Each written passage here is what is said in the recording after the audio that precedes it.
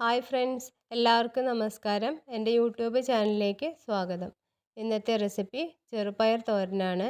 അതിനായിട്ട് 1 കപ്പ് മുളപ്പിച്ച ചെറുപയർ എടുത്തിട്ടുണ്ട്.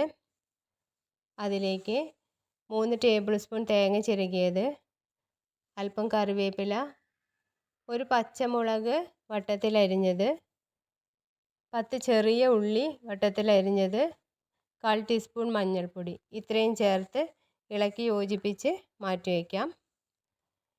ഇത് വളരെ ഹെൽത്തി ആയിട്ടുള്ള റെസിപ്പിയാണ്. ഉണ്ടാക്കാനും വളരെ സിമ്പിളാണ്. ഇനി ചീനച്ചട്ടി അടുപ്പത്ത് വെച്ച് അല്പം വെളിച്ചെണ്ണ ഒഴിച്ച് കടുക്, വറ്റൽമുളക് ചേർത്ത് പൊട്ടി വരുമ്പോൾ നമ്മൾ എടുത്തു വെച്ച ചെറുപയറും കൂടി ചേർത്ത് കൊടുക്കാം. മുളപ്പിച്ച ചെറുപയറായതുകൊണ്ട് തന്നെ വേഗം വെന്ത് കിട്ടും.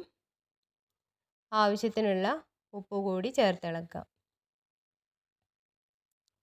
ഇനി ചെറുപയർ വേകാൻ ആവശ്യമായ അല്പം വെള്ളം കൂടി ചേർക്കാം. 5 മിനിറ്റ് അടച്ച് വെച്ച് വേവിച്ചെടുക്കാം. ചെറുപയർ തോരൻ റെഡി ആയിട്ടുണ്ട്.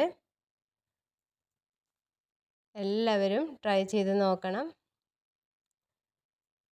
ചാനൽ ഇഷ്ടപ്പെടുകയാണെങ്കിൽ സബ്സ്ക്രൈബ് ചെയ്യണം, ലൈക്ക് ചെയ്യണം, ഷെയർ ചെയ്യണം. Thanks for watching. Thank you.